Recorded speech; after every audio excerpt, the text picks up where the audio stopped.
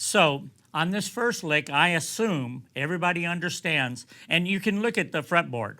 If I move, I'm in the key of E. If I move my bar up to the 4 chord, which is at fret 9, I'm going from fret 4 to fret 9, that's the same distance as if I go to the 5 chord, which is at fret 11, and then I go up to fret 16. It's the same distance. That makes playing great. Like also if I go from a 2 to a 5, watch this. In the key of E, a 2 to a 5, that's the same distance. A 3 to a 6 is the same distance. So once you comprehend that, you start realizing that a lot of the licks that you thought maybe only worked for one chord can work in a lot of different places. And that's why it's crucial to also understand, and it's taught in the course, the 2 minor 5-1 concept, tritone substitutions. And I'm not going to get into all of this, there's not enough time in this course, but I'm just going to teach you licks that incorporate those. But assuming you have that basic understanding of if I'm going from a 1 to a 4, I can go from a 1, this is the key of E, and then I can make a 7th, which is an E 7th, and then go to a 4 chord. If I understand that, and let's say there's 4 beats, 1, 2, 3, I put the 7th on the last beat. 3, I'll count it off. 1, 2, 3, 4. 2. So that's the best place to put a 7th is on that 4th beat. And you can, extend it 2 beats, but it's harder to make things work if that's what you do. And most musicians don't do that. Especially in the studio scene, and even in jazz settings, you don't play 7ths for a long time. But anyway, so understanding that, I'm going to teach you licks. And here's a lick this is so basic. So we're in the key of E. This goes all the way back to Jerry Bird. Now that sounds real basic, right? When I put some rhythm to it, it can become many things. Okay, that's just strings 5 and 6, no pedals. 4th fret, 5 and 6 at the 3rd fret, 5 and 6 at the 2nd fret, and 5 and 6 at the 3rd fret, and then 5 and 6 at the 4th fret. Now, watch this. Now I'm going to use some pedals. So now you've heard this by Buddy. Go down the list of all the C6 players. This is, I think you got to know this lick. And I don't know who created it, but it's actually just a series of chord changes. But it sounds like this.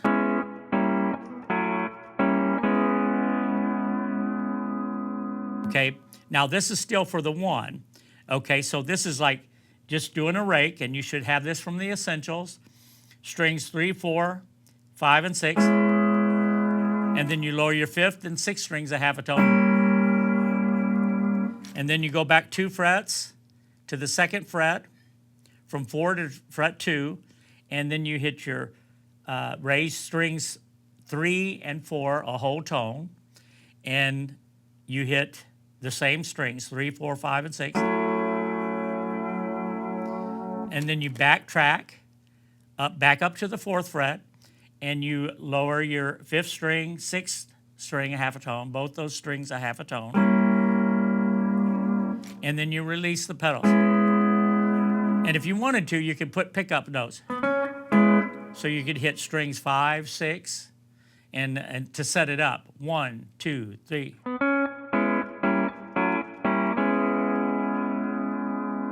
Okay, now, that only sounds like the 1 chord. And I mentioned we're going to go to the 4 chord.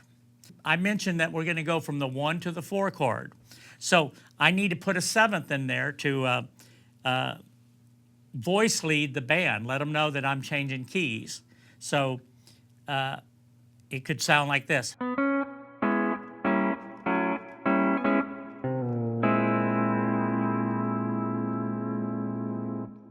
Okay, now that's just instead of a 7th, that plain 7th, I play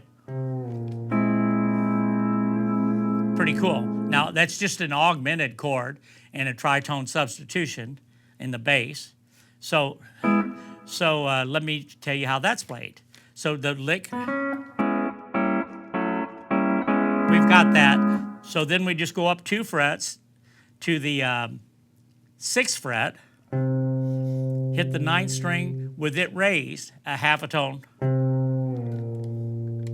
and then we release that pedal. So it's raised a half a tone at the 6th fret, and as we release the pedal, we slide back to the 5th fret, and then we lower our 3rd string a half a tone, and we lower our 6th string a half a tone, and we hit strings 3, 5, and 6. So it sounds like this. Now that's a good lick, and this is why this is my vocabulary. See, a lot of times if it's just an E, and I'm confident, I might go. I just play that much, leading the singer into the 4 chord.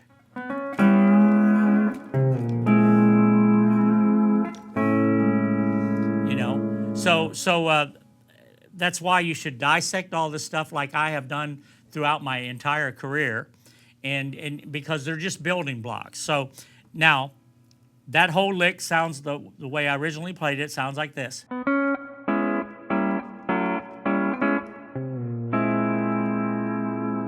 And then we're in the 4 chord.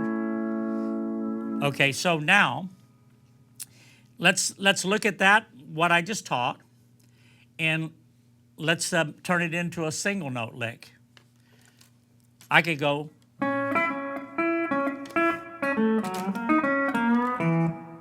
Now, that might sound like I played a scale, but I didn't. I used intervallic improvisation.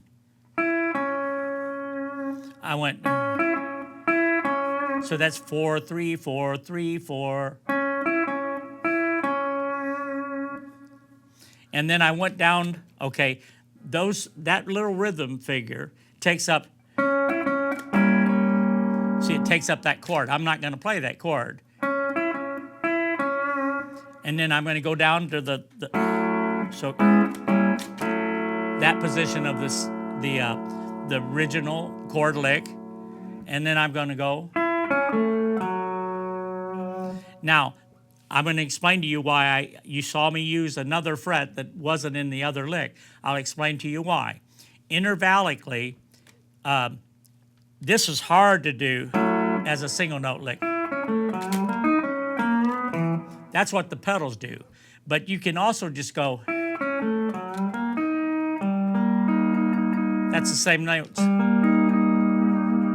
that this chord has.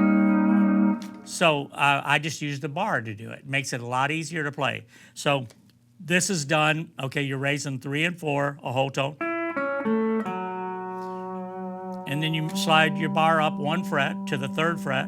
That's from fret 2 to the 3rd fret. And then you hit your 5th string and the 3rd string. So, and then you go to your 4th fret, and you hit your 4th string, and you can either use your bar and hit your 5th string at the 3rd fret and slide to the 4th fret, or you can use a pedal by lowering the 5th string and then releasing the pedal. You've got either way, either the bar or with the pedal. That's your choice.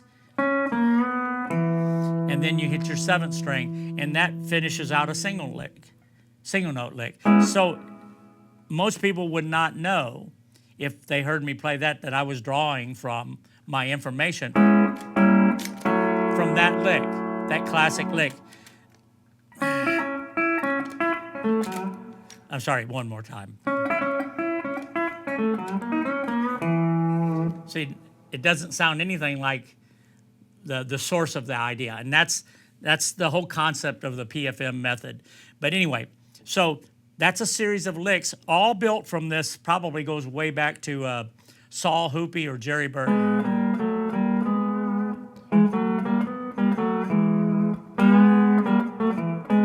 I forget what song that is, but anyway, that's the very basic C6. So we took something very basic, and then we added things to it.